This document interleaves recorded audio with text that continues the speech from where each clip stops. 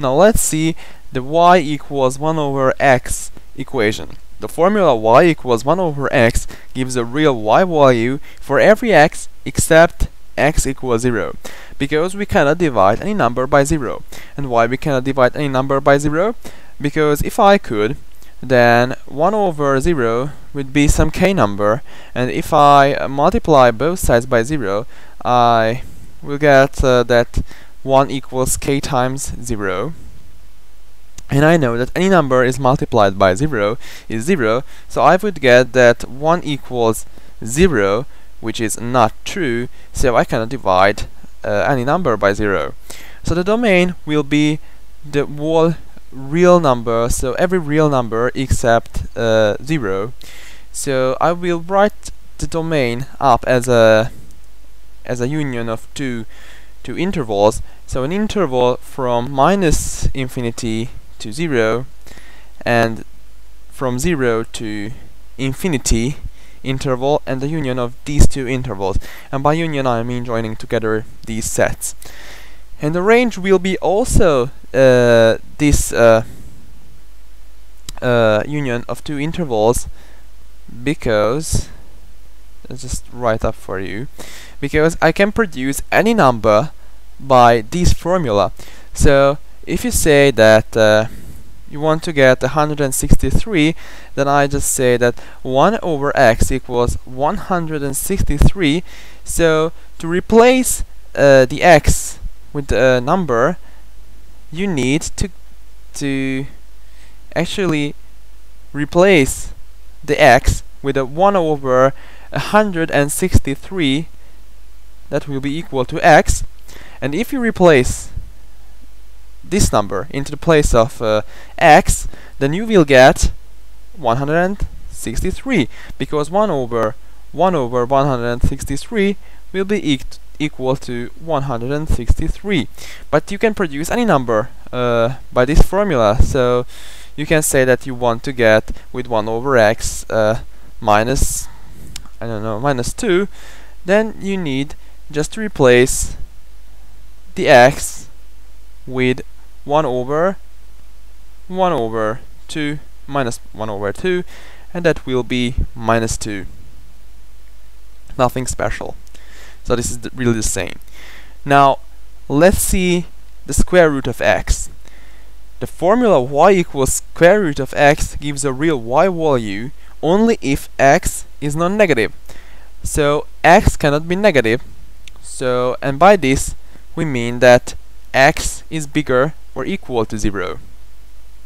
Now, with the notation of intervals, we write it up as a closed interval from 0 to plus infinity, and that's it. And if you ask that why you cannot write a negative number into the place of x, then I say that okay, consider the square root of minus 3, and that will be equal to a number an m, and if I square both sides, I'll get that minus 3 equals m squared. That's okay. So let's say there are 3 cases. M is positive, and the square of m is also positive, so it cannot be equal to a negative number. So this case is not good for us, so it's not good. M equals 0. If m equals 0, then the square of m is 0 too, so this is not good for us too. And if I say that m is negative, then the square of m is positive too. So, and a positive number cannot be equal to a negative number, so it's not really good for us too. Now, actually these 3 cases exist and no more, so a negative number cannot be equal to a number squared, the squared number. So this is not true. So the range will be from 0 to infinity. Now let's say we have the square root of 4 minus x.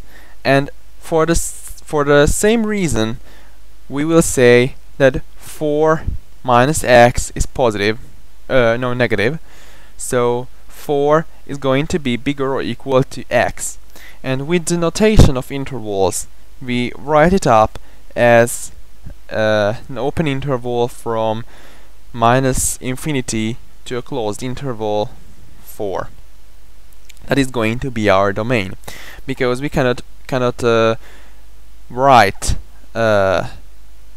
into the place of x a bigger number than 4. And the range will be from 0 to infinity. Now let's see the last example as the square root of 1 minus x squared. As we mentioned, we cannot write a negative number under the notation of the square root, so 1 minus x squared must be non-negative, so it must be equal to 0 or bigger than 0, and I just add x squared to both sides, and I'll get that 1 is bigger or equal to x squared. And if I take the square root of both sides, then I will get that 1, the square root of 1 is 1, and that is smaller, bigger or equal to the square root of x squared. And we know that the square root of x squared is the absolute value of x, and if I say that 1 is bigger or equal to the absolute value of x, then I can write that 1 is bigger or equal to x, and x is bigger or equal to minus 1. And this is going to be our domain. So the domain will be from minus 1 to 1. 1 minus x squared can be any number from 0 to 1, and the square roots of these values do the same, so the range is going to be this closed interval from 0 to 1.